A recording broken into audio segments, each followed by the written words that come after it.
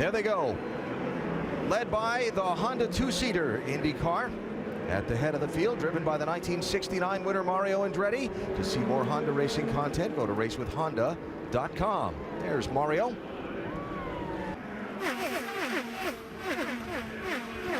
Remember the experience here being a rookie. I think about the 4 rookies we have in the field today, especially Fernando. Now there's some stuff going on, guys, that's not the time to do it. Just a couple of laps into the race. That was Montoya and Jay Howard on the back straightaway.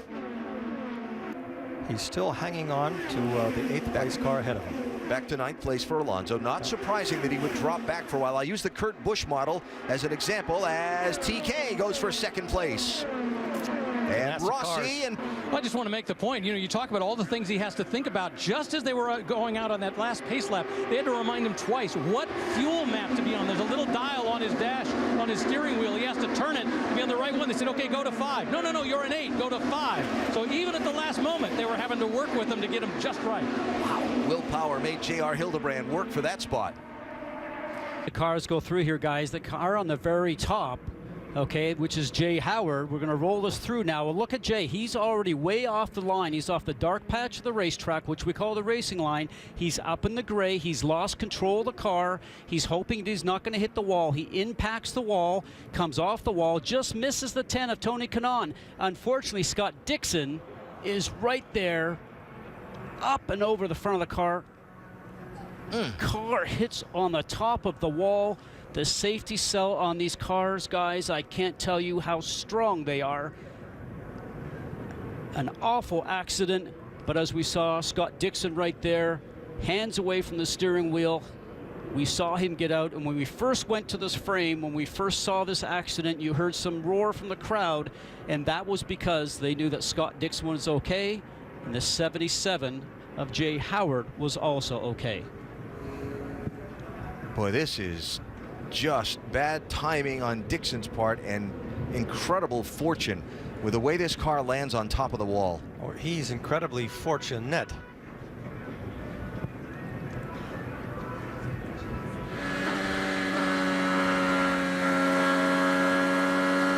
Up the top right there. On the top load. Going on here, guys. We're going to watch for Connor Daly in the ABC machine right here.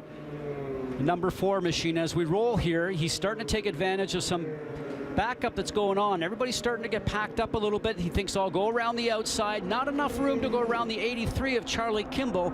Just touches wheels, and when you're on the outside, you're up in that gray area.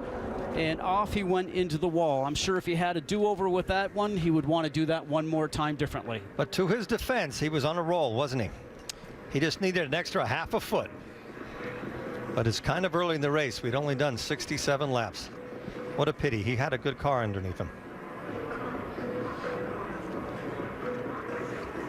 Now, as he slows down, watch Helio Castroneves look here. On mentioned before with Helio Castroneves' car, they can turn around and adjust the wings, the other wings that are on the car during a pit stop, if they do not want to have to take the time to turn around and remove the wing for replacement. Now let's watch to see if we can see where the piece comes from. Wow. Came from the sky. Yeah, already flying in the air. I think that does say Panasonic on it, so if that's the case, that might be Takuma Sato. Yeah.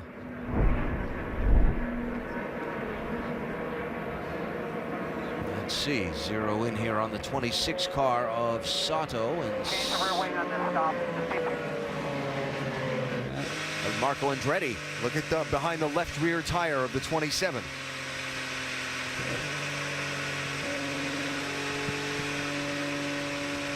That was Marco's radio. IndyCar Series and Indy 500. Now you see in the top right corner, his car is already around by the time he's getting to the midpoint of the turn. That's the apex. It looked like the back end had come around on him. Early on, though. Before he even came into the picture. Yeah, no other car involved there. Nope, so the car was either what we call very loose, where the back end wants to come around on. That's Hunter Ray. Smoke. We've been waiting for that all day. That's the first time a Honda engine has had a problem. Copy, we see it. Year and a half. Okay, I think it's just front wing. And Ed Carpenter's missing the front wing on the left side of his car. There it is. Now that's the first time since the start of the race that Alonso has found him around some different drivers. Onto the front stretch, and let's listen. This is where it happens.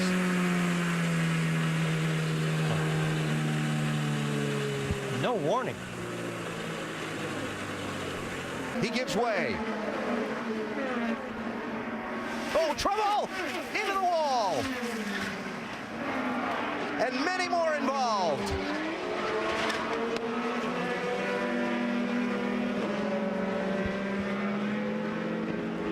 James Hinchcliffe, Will Power, James Davison, Oriol Servia. Boy, we've said this a few times today, yellow breed yellows, and when you come closer to the end, nobody's going to give an inch on the racetrack, and just one small amount of contact doesn't take much before it starts something like this. I'd like to add one thing. You're having a good ride today, James. We're proud of you. We're proud of you. We were proud to race with you today. I'd like to add one thing. We're always talking about saving fuel. Every lap that is under yellow is that much more of a chance, Alan, for a Honda engine that might be close to the limit of making it. There's Oriol Servia extracting himself from his car. Boy, what a great drive he had today. Sato with a big run here.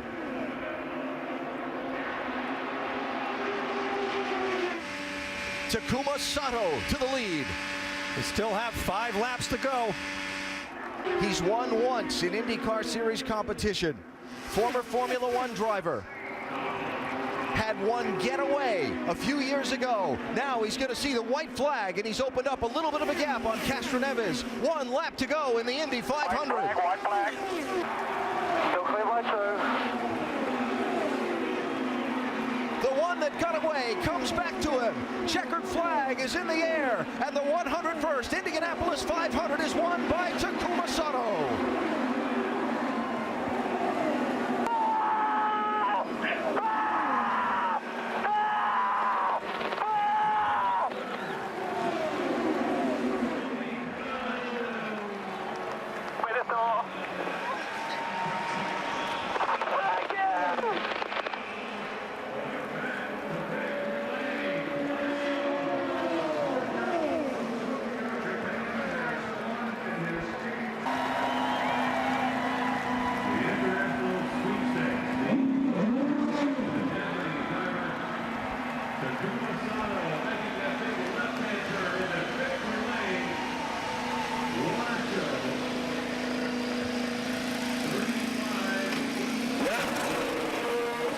Here he is, your 2017 winner of the Indianapolis 500, Takuma Sato.